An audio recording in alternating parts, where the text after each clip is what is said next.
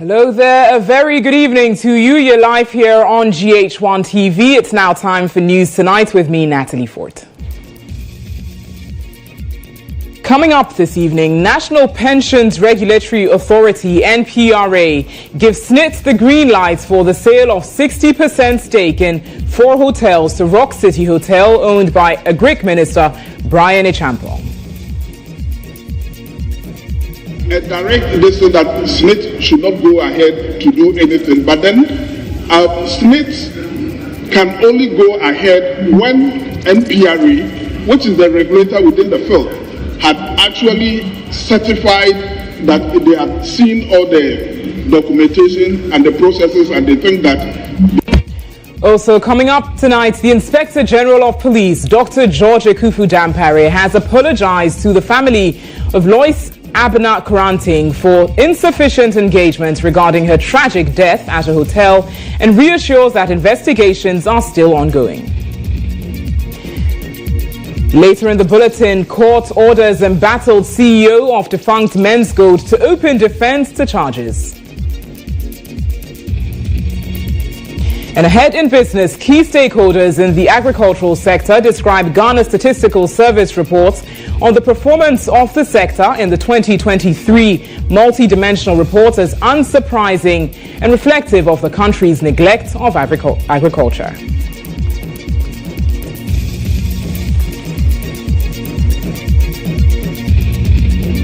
Do stay with us here on News Tonight. We've got the details of these stories and much more news.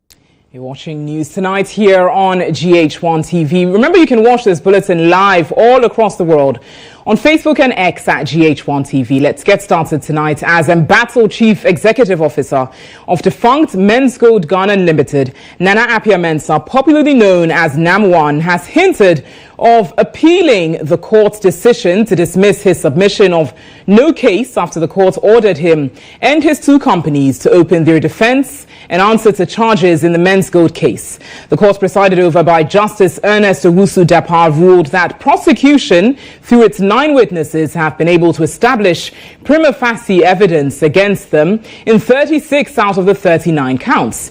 EIB's legal affairs correspondent Murtala Inusa has more. It is now official. Nana Appiah-Mensah, GHOne, and his 2 companies, Men's Gold Ghana Limited and Brew Marketing Consort, will have to mount defense to some 36 counts. This was after Justice Ernest Owusu-Dapah has found as a fact that prosecution, upon calling 9 witnesses, have made a prima facie evidence against GHOne, for which reason the court ought to hear from him, or he had to mount the witness box and offer explanation. Analyzing the prosecution witnesses who have come to court and what they have said in relation to count 1, which has to do with selling gold without license, count 2, deposits taken without license, and also the count of GHOne defrauding by false pretenses, including fraudulent breach of trust and money laundering, among others. The court was of the considered view that witnesses who have come to the court have been able to explain to the court or raise doubt or raise questions for which GHOne, the chief executive officer of the defense Men's Gold, ought to answer. This decision lasted for over 3 hours, which involved 110 pages. Of course, it was a very, very extensive and a detailed ruling by Justice Ernest Owusu-Dapah. So the effect of it is that prosecution, led by the Director of Public Prosecution, Mrs. Yvonne Atakra Obobisa, have been able to make a case against NAM1 and his two companies, involving the sum of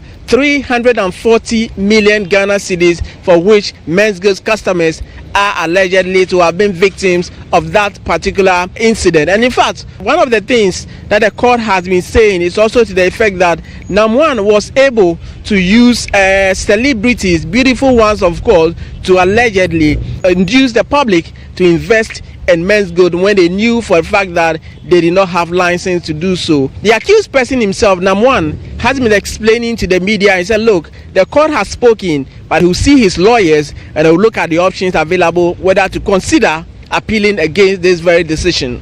We disagree. We very much disagree. But it is worthy of note that the disagreement does not in any way erode our confidence in the judiciary and in the courts. Yeah, so I would speak with the defense legal team, and then we would consider and then explore all necessary rights to redress, under the parameters of rule of law. So, it's a win for Ghana, it's a win for rule of law. We have always maintained that we are not guilty, and we still stand by that. And listening to the lengthy ruling, certain keywords were very essential. Then they were like consistent. So for example, there were words like presumption, we presume, it appears, it looks like, it seems. What that tells me is that it's just like viewing it from on the face value, right, and not necessarily going into the fact of the matter. So I wouldn't also want to go into the merit or the demerit of the matter, because this is just the prima facie, which is like looking at it on the face value. So well, it could be a mirage, and this is just one person sitting down looking at it. So yeah, once we disagree, the law permits that we can always take it to an appellate court, or the legal remedies under a legal dispensation can be exercised. And so we would go back to the drawing table, in an attempt to defend ourselves, and then to affirm and then get a court to proclaim our innocence to the whole world. We would explore all the legal remedies, under the law. The spokesperson for the Attorney General, Isaac Wilberforce Mensah, was of the considered view that yes, prosecution have been able to make a case, and at this particular point in time, NAM1 will have to come and provide an explanation to the charges leveled against him. But what has been the reaction of the customers themselves? Public Relations Officer of aggrieved men's good customers, Frederick Forson, has this to say. We want to know where our money is, and the court asking him to open a defense will give an opportunity to the prosecution team to interrogate where those funds that today we had some substantial amount of money were transferred even from Bree marketing accounts and men's go to his personal accounts. We are also particularly happy about the issue of fraudulent breach of trust. As we kept on saying, those money that were transferred to xylophone accounts, which culminated in those celebrities enjoying from our sweat, we kept on asking them that they should do the needful by surrendering those property that they acquired. As it stands now, NAM1 will have to come back to court on July 23, and at that day, the court will hold a mini case management conference and give him a date to mount the witness box and provide explanation to the charges that have been leveled against him. For that we know is that NAM1 initially was on 39 counts. Prosecution abandoned 3 of them, so he was acquitted and discharged on those 3 counts, which borders on defrauding by false pretenses, because those victims made themselves unavailable for the prosecution. From the Law Court Complex here in Accra, Mutala Inusa, GHOne.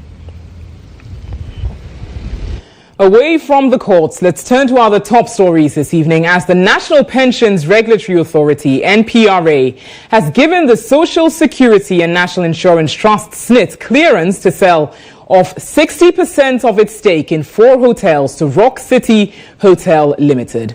Now, the NPRA had earlier directed SSNIT to suspend negotiations with Rock City over the sale of 4 hotels pending further evaluation and engagement. However, answering questions on the floor of Parliament, the Minister for Employment and Labour Relations, Ignatius Bafo-Ewuah, confirmed that all due processes have been complied with. NPRA came up with a directive, but I will appreciate if my brother, my colleague, really read the directive from NPRA. It said it needed to be furnished with all information relating to the sale of the hotels, which SSNIT has since done that. So it wasn't like a direct decision that SSNIT should not go ahead to do anything, but then SSNIT can only go ahead when NPRA, which is the regulator within the field, had actually certified that they had seen all the documentation and the processes and they think that they are good to go.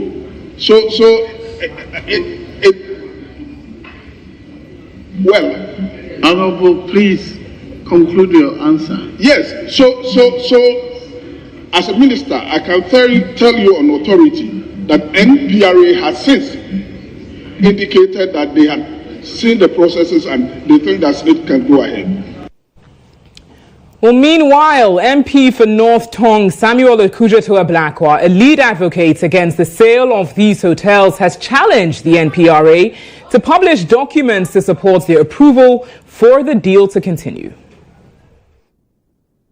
We challenge the NPRA to publish the outcome of their review, if they are proud of what they have done, if their review is superior to what the transaction advisor has done, if they know they have engaged in legitimate, transparent work. They should publish the review that they have done, subject it to public scrutiny, and let us see that indeed this transaction is above board. They cannot do it because they know they are engaged in insider dealing. We are going to stage the biggest demonstration on this matter across the country. The resistance will continue. We'll work with organized labor. There will be strikes. There is absolutely no way we are going to allow this obnoxious transaction to continue. The Minister for Employment and Labour Relations is clearly taking the Ghanaian people for granted, and he is underestimating our anger. How can the minister tell us that the NPRA has given SSNIT the green light when, as we speak, the transaction advisor, Sem Capital, led by Dr. Sam Mensah, has issued a damning verdict on this transaction? What kind of review has the NPRA done? When the transaction advisor, remember we paid good money to the transaction advisor, $491,000, over 7 million Ghana cedis. If they won't listen to the transaction advisor, why are we spending so much money to obtain this advice from the transaction advisor? The transaction advisor is telling us that after reviewing this deal, they find that Rock City has been made an offer which other bidders did not have. Rock City has been allowed to pay half and then spread the half over a 24-month period. An insider dealing, clear bias, clear discrimination. Other bidders didn't have that. The SSNIT pre-qualification criteria is that bidders should have a bank guarantee. Rock City doesn't have a bank guarantee. Rock City, according to the transaction advisor, doesn't have the source of funding. So what kind of green light is the NPRA giving? Clearly, these are government officials determined to sell these hotels, including profitable hotels, to their colleague in government. We are not going to accept this. And I want to serve notice that we are going to engage in nationwide demonstrations. We are going to collaborate with organized labor. There will be a grand resistance. There will be strikes.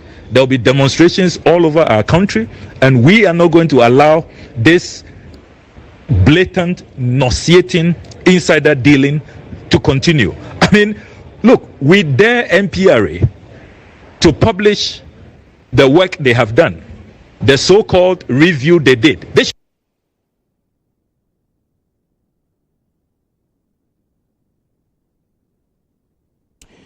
We'll certainly bring you more on this developing story subsequently here on GHOne TV.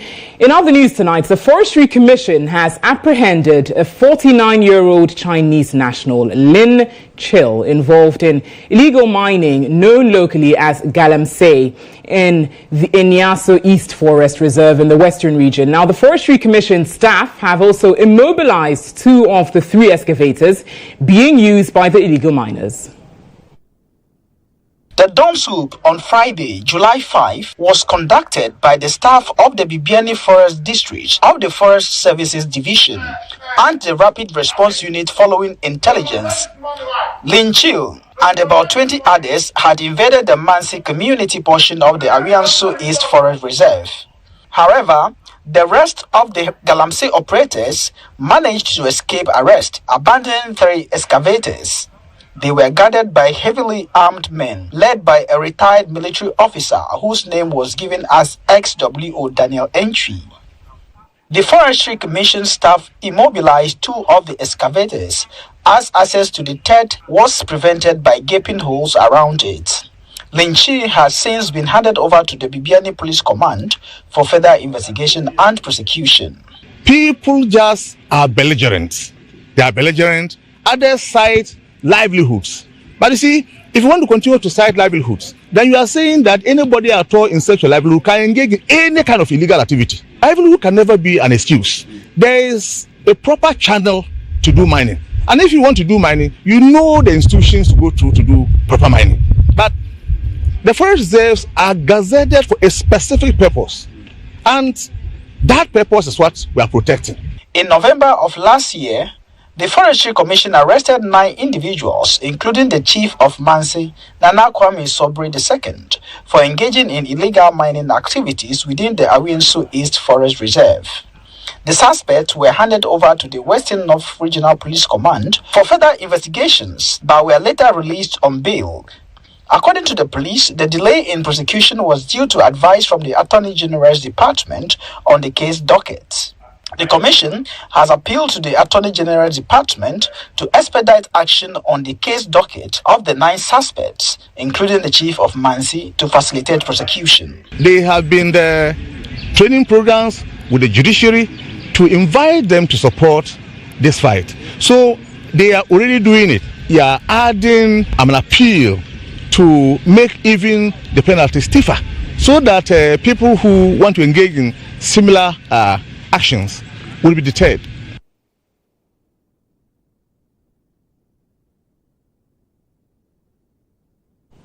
Well, let's stay on issues on illegal mining, as the Forestry Commission has petitioned the Military High Command to investigate the conduct of officers stationed at Mensin Gold Bibiani Limited for their alleged involvement in illegal mining activities. These officers reportedly invaded the premises of the Bibiani District Forest Services Division, threatening staff who were actively working to combat illegal mining in forest reserves. The Forestry Commission has recently intensified its efforts to combat illegal mining in forest reserves and protected areas across the country. In June this year, the staff of the Bibiani Forest District of the Forest Services Division conducted an intelligence-led operation in the Arianso East Forest Reserve, leading to the immobilization of some gold processing equipment. However, a few days after this operation, military officers assigned to provide security for Mensin Gold Bibiani Limited, a mining company, went to the Bibiani District Office of the Forest Services Division to threaten the staff. The officers reportedly drove a military vehicle onto the premises of the Forestry District Office, shouting the names of the district manager and his assistant and making threats to harm them. They were heard openly saying, "We shall deal with you." A Toyota Tundra vehicle, occupied by some unknown men including XW Daniel Entry, was parked just outside the entrance of the Forestry Services Division office, believed to be accompanying the military men. The Forestry Commission expressed astonishment at the conduct of the military men and has appealed to the Ghana Armed Forces High Command to investigate the actions of the officers posted to Mansin Gold Bibiani Limited. We have on many occasions asked for support to deter people from mining in forest reserve. We are using this opportunity again to call communities where mining takes place that look, there are proper channels to do mining, and that illegal mining in forest reserves is not tolerable. The commission reminded Ghanaians that the fight against illegal mining in forest reserves requires a concerted effort from all sectors, especially the judiciary and law enforcement agencies.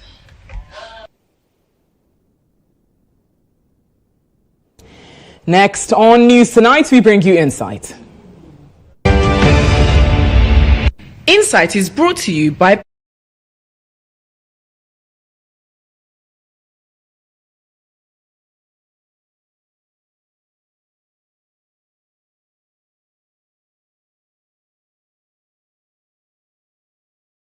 Insights this evening. The Ghana Police Service has apologized to the family of the late Lois Abena-Karanting, a 24-year-old woman who was found unconscious in a swimming pool at a hotel in Takoradi in the Western region, for what it describes as lack of sufficient police engagement on this development. This follows earlier complaints from the grieving family indicating that the police had not communicated the results of an autopsy that was carried out and concerns of no arrest a month since the incident occurred. The police in a statement says that the Inspector General of Police, Dr. George Akufu-Dampare, had reached out to the family of the deceased via phone, following their dissatisfaction with the seeming silence from the police service. The statement further indicated that the IGP assured the family of justice and constant updates on the unfortunate incidents. The police, however, says a verbal autopsy indicates that Lois died as a result of asphyxia, severe pulmonary edema, and drowning in a pool. The 24-year-old engineer from the KNUST, who had been working as a business support officer with Icon Energy since 2023, embarked on a business trip with her boss and the driver to Takoradi on Friday, June 7, 2024, but was found dead on the dawn of Saturday, June 8, 2024. Meanwhile, the Chris Lord Palace Hotel, located in Anaji, a suburb of Takoradi in the Western region, where the incident occurred, also claims that their CCTV was not functioning at the time of the incident.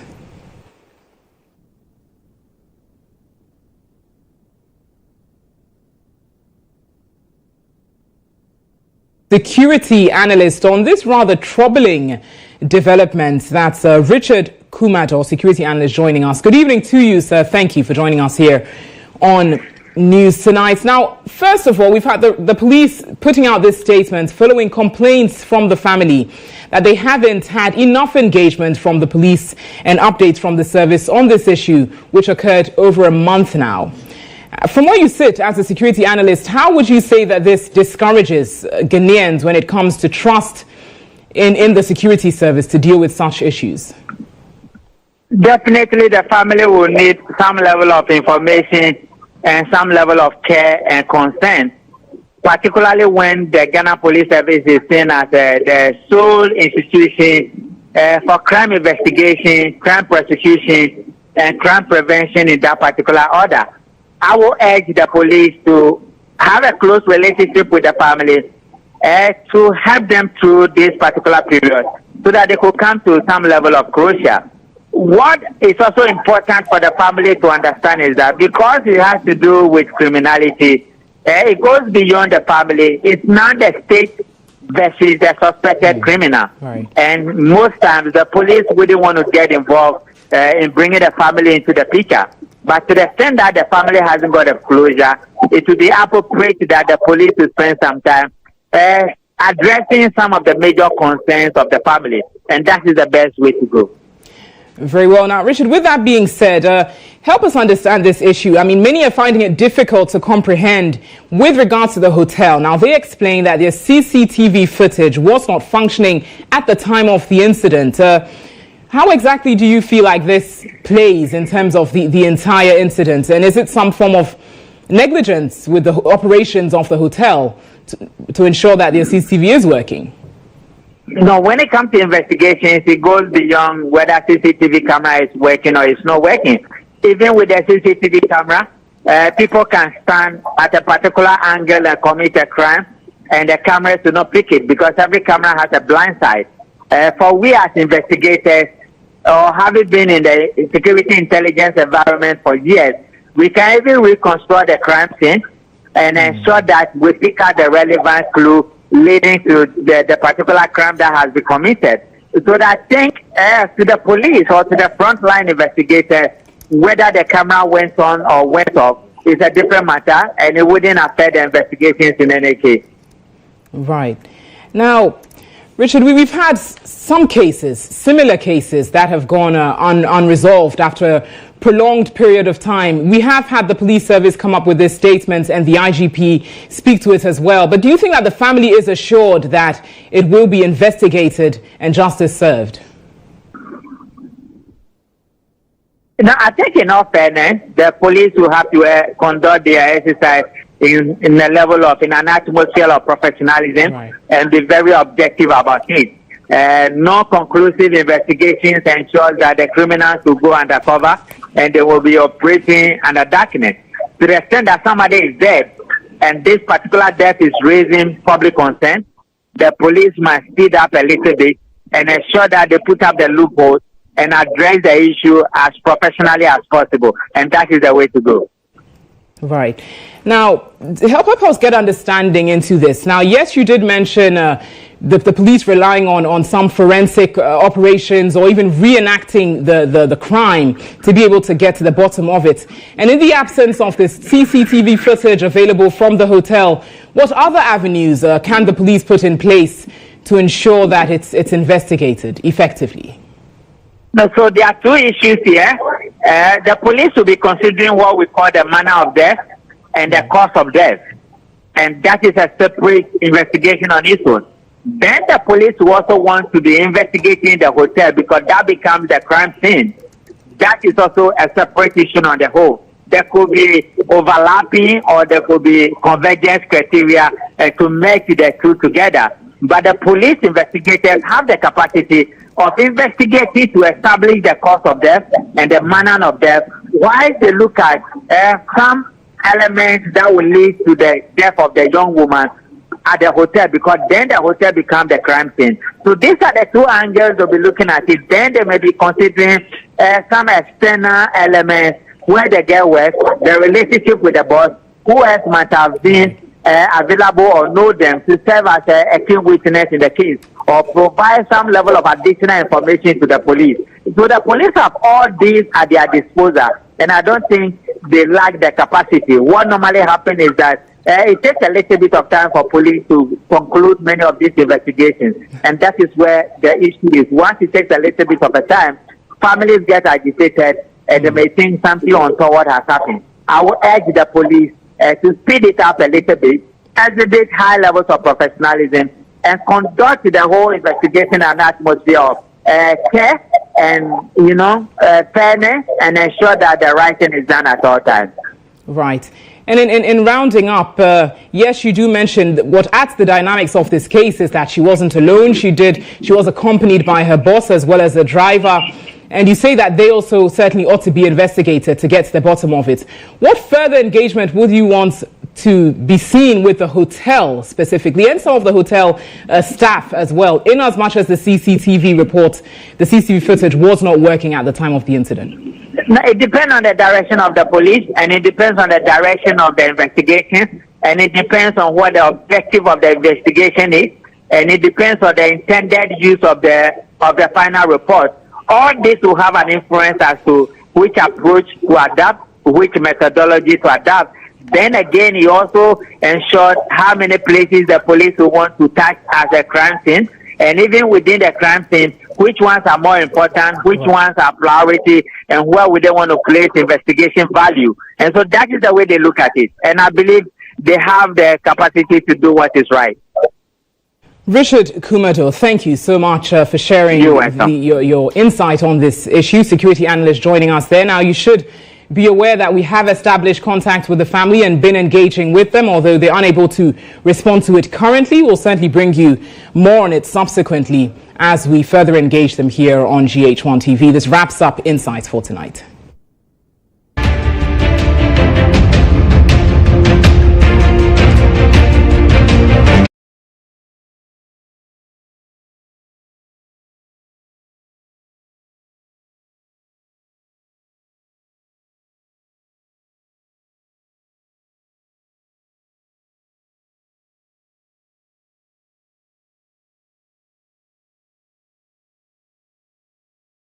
Tonight here on GHOne TV, let's turn to some other stories this evening. 5.8 million Ghanaians are at risk of contracting onchocerciasis, also known as river blindness, whilst a total of 440,000 people are likely to be infected as well with lymphatic filariasis, also known as elephantiasis. Now, in an effort to eliminate this by 2030, the Ghana Health Service will from Monday, July 15, commence a mass drug administration in 77 districts within the country. The two-week event, which ends on 26th July, seeks to reach 5.8 million people who are at risk of river blindness with treatment, as well as 440,000 people who are at risk of lymphatic filariasis. The administration of the drugs will be done from age 5 and above, with the exception of pregnant women in 15 regions. Lymphatic filariasis or elephantiasis is endemic in 116 districts in Ghana, and currently the transmission of the infection has been interrupted in 109 districts. The main strategy for this control elimination of lymphatic filariasis includes, as I said earlier, stopping the spread of the infection through a large-scale annual treatment of all eligible people in an area or region where infection is present, and alleviating the suffering caused by the lymphatic filariasis through the provision of recommended essential package of care. In Ghana, 140 districts are endemic for onchocerciasis. Although considerable progress has been made in the control of the disease, there is still an enormous task ahead to achieve the global targets of elimination by 2030. Hence, the Ghana Health Service is using the annual mass drug administration, which is community-directed treatment with ivermectin strategy. We have the challenge in the country that there are NTDs or neglected tropical disease in the country that are endemic in a number of the districts, and some of them, particularly for onchocerciasis and lymphatic filariasis, we've been doing this annual MDAs, whereby we give tablets to persons in several communities. The idea is that we need to be able to sell the message for people to buy into it. We need to appreciate why we need to do it. So we normally have these annual meetings to make sure that the community or the population is aware of what it is. So this year is, I would say, is the beginning of a cycle that are going to start. And we think that the Ghanaian will get to know of it where the media is fully much involved. You've helped us in the past, and we think that this year will also help us to achieve it. There's a lot of competing interests in the country, politics, sports, but we think that health is also premium. And we want you to use this forum to let the Ghanaian appreciate that health is wrong, and so that we know how best they can appreciate it. It's not easy to take medicines, but when you know the importance of it, then you take it. So that's how come we invited you here today, to help us as partners in the fight to address NTDs. There have been a lot of successes in the fight against NTDs, and we think that we can win the fight against onchocerciasis and lymphatic filariasis. So you are welcome once again to our conference room on behalf of the Director General. The two-week event will start from 15th July to 26th July 2024 through its neglected tropical disease program.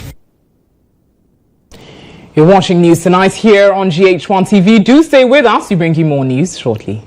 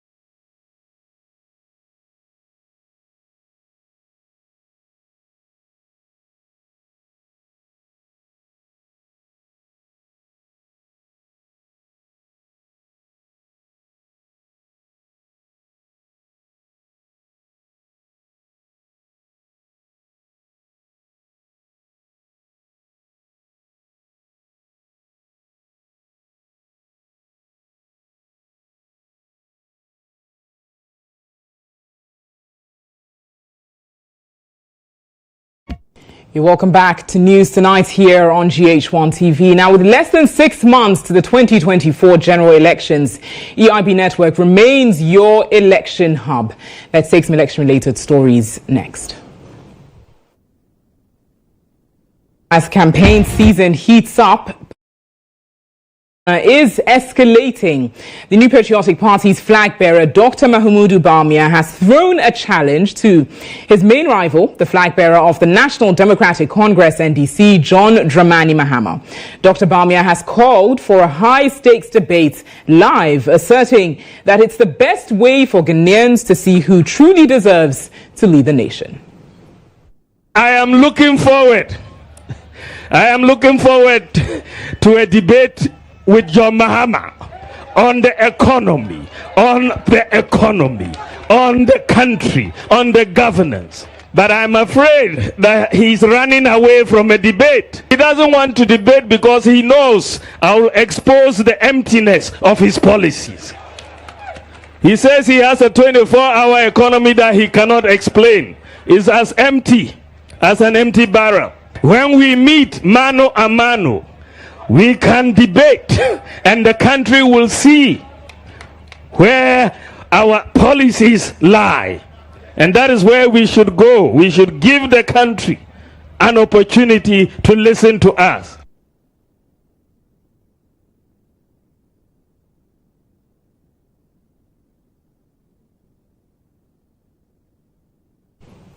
Well, Deputy National Communications Officer of the NDC, Malik Basintale, responded to this earlier on GH Today. 2020, President Mahama called for a debate.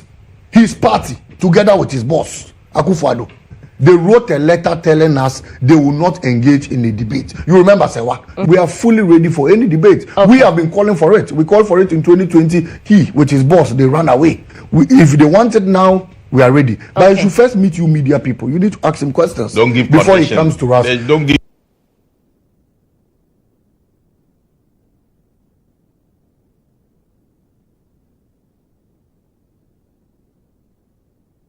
We'll see if GHOne Dramani Mahama will give him a debate. More on that subsequently. We've got business news next on News Tonight.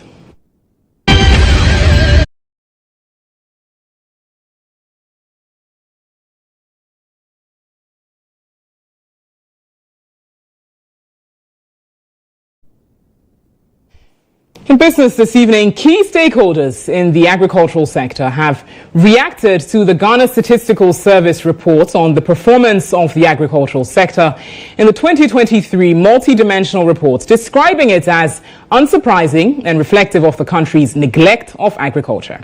According to them, the report serves as a significant indictment of Ghana's investment in agriculture and could deter the youth from pursuing careers in the sector. My colleague Rosamond Ejete has more in this report. According to the Ghana Statistical Service's multidimensional poverty report, households headed by individuals working in the agricultural sector recorded a poverty rate of 34.3%, making them poorer than those in the industry and service sectors. The report explains that the agricultural sector is more than 5.5 times poorer than the services sector and about 3.8 times worse off than the industry sector. Reacting to the report, the General Secretary of the Ghana Agricultural Workers Union, Edward Caraway, told GH1 News that the report is a verdict on the failure of Ghana's policies and its inability to manage the economy, particularly agriculture. For the past 4 years, agricultural production has been so bad that food inflation has been dominating the national inflation. Sometimes even up to 50% or more of national inflation. So the report coming from the Statistical Service, again, is a verdict of the failure of our policies and then our inability to manage our economy. The executive director of the Peasant Farmers Association of Ghana, Bismarck Naughty, said the report sheds a grim light on the future of agriculture, indicating that the sector will not be attractive to the youth due to the high cost of production and investment. He also predicted that the figures in the next report from the Statistical Service will be worse. The issue of agricultural infrastructure is key, and it's important that we have the right investment in that. Let's invest in irrigation. It will get a lot of people to readily go into agriculture. Let's invest in the production systems. How do we ensure that the cost of agricultural inputs are low? Because currently, farmers cannot afford to purchase the cost of inputs. Currently, if you even compare from 2021 to now, the average cost of production have increased by more than 600%. The stakeholders urge the government to prioritize agriculture by addressing the issues affecting the growth in order to alleviate poverty among farmers in the country.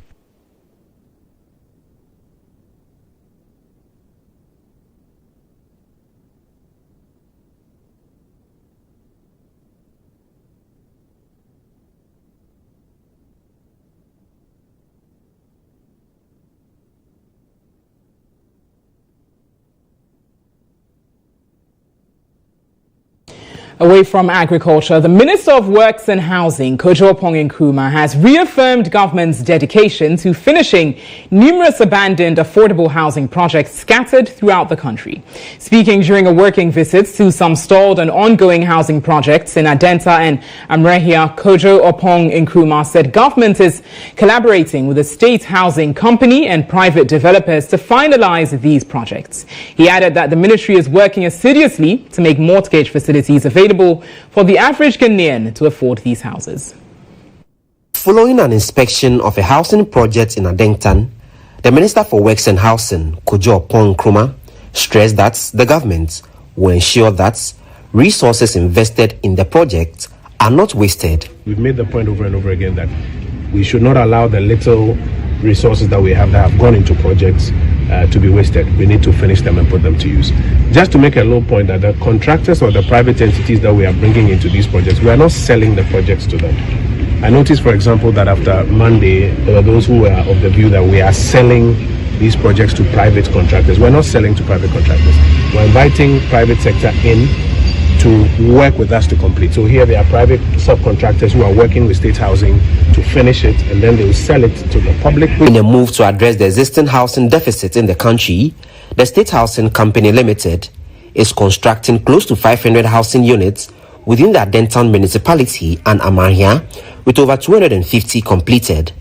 The sector minister advised the building firm to work on providing mortgage facilities to enable the average Ghanaian worker afford these houses. Currently, we've concluded engagements with the Association of Bankers, and we're moving forward to engage the Central Bank, the Chief Justice, and the Ministry of Finance on what they can do to make it easier for the banks to underwrite more mortgages.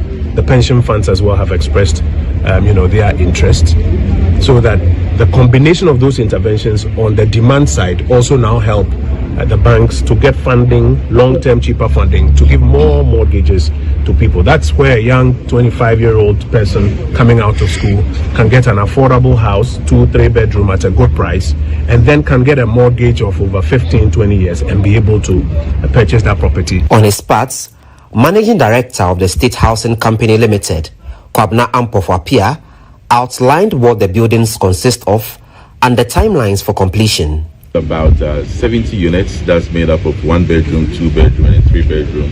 It includes shops. It actually includes a swimming pool and basketball court as well. This is right in the heart of Adenta. It is now available for sale to the general public for those who are interested. So this is where we are. You already saw that when we went in, we basically had to strip the building down and start basically from scratch.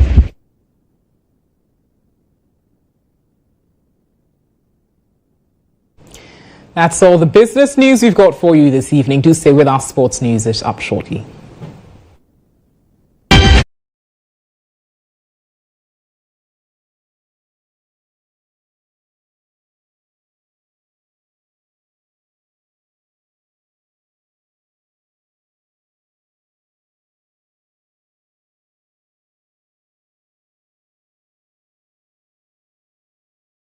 In sports news this evening, Ghana FA Cup champions in Swatreman FC have been drawn against TP Elect Sports of Chad in the first preliminary round of the CAF Confederation Cup. In Swatreman earned the spot to represent the country in the continent's following the League Cup triumph, having narrowly edged regional rivals Boaf Fuakwa Tano FC in the final. The first legs are slated for the weekend of September 13 to 15, whilst the return encounters will be held from September 20 to 22, 2024. The winner of this tie will face the winner of the game, CS Constantine and Police FC, in the second qualifying round.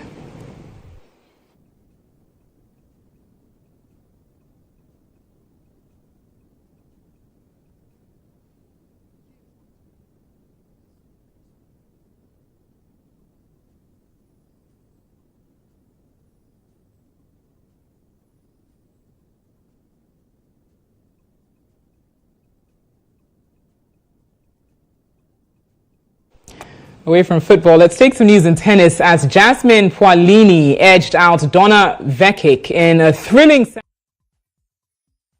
to reach the Wimbledon women's singles final. Pualini had never reached the second week of the Grand Slam until 6 weeks ago when she made the French Open final and remarkably had not won a main draw match at Wimbledon until this summer's tournament. Pualini's victory means she will now face 31st seed Barbora Krejcikova of the Czech Republic in Saturday's final. Speaking after her victory, Pualini indicated she will remember this victory forever.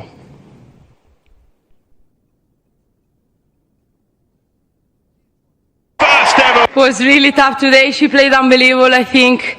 She was hitting winners everywhere, and yeah, I was a little bit struggling at the beginning, but I was just repeating to myself to fight to every ball and to try to, to improve a little bit on the court because I was serving really bad. But no, I'm so happy with this win. I think, I don't know, this match I will remember for. Well, that's all the sports news. Tonight you've got entertainment next.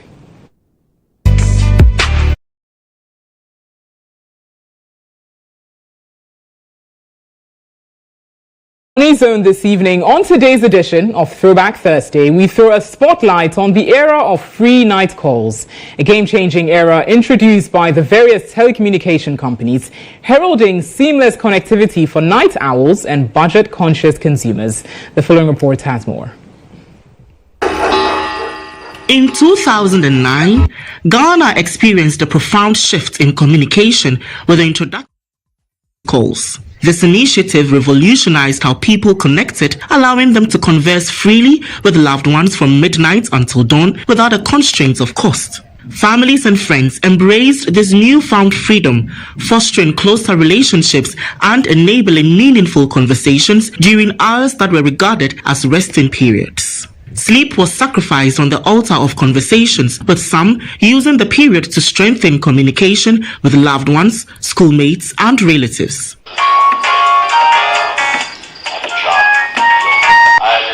Hello? Yes? Burning the midnight candle was the order of the day, unfortunately not for academic reasons. While some spoke with their legs in water to keep them awake, others walked around in their rooms in the spirit of keeping the conversation alive. But what really are some of your memories of the free night era? Actually, free night got then time. It's something you want to talk like in a day where you know if you talk Charlie, free night call, you just shift everything to free night call. You see, I miss those days. See, Ghana, we've missed a lot, and actually, Charlie, we have to try and bring back. And the telecommunication team, what are they doing about it? Because just recently, MTN cancelled the zone bundle, and we got angry. Now we wanted even to do a demonstration about that one. Because Charlie. So, fine. To me, I'm we need to cry out to make casa. If the baby quite back up as a friend, uncomode. I'm to me, cause who could I say auto unity to sit and I say, I told 50 pesos a pet. I remember why a day, Wakasa. Some years back, I used to had free night call. Some years back, I used to have free night call with my girlfriend. But these days, things have changed. Instead of making a call in the night, I would rather be on TikTok watching TikTok or some other social media network. Hey girl. Hey you.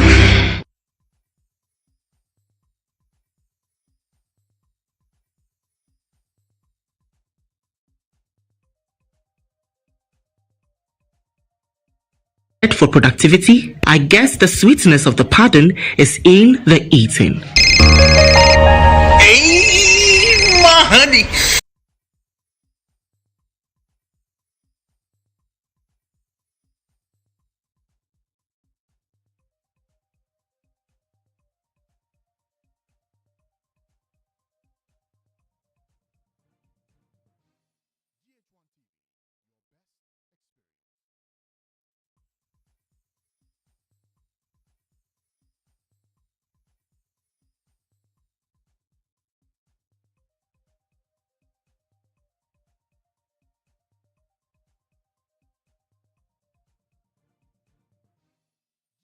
Well, free night calls will certainly be missed by many, especially couples. That's how we draw the curtains on News Tonight this evening. Please do visit our website, starfm.com.gh, for lots more local and international news. The bulletin was produced by Hanan Adam. I'm Natalie. Have a good evening.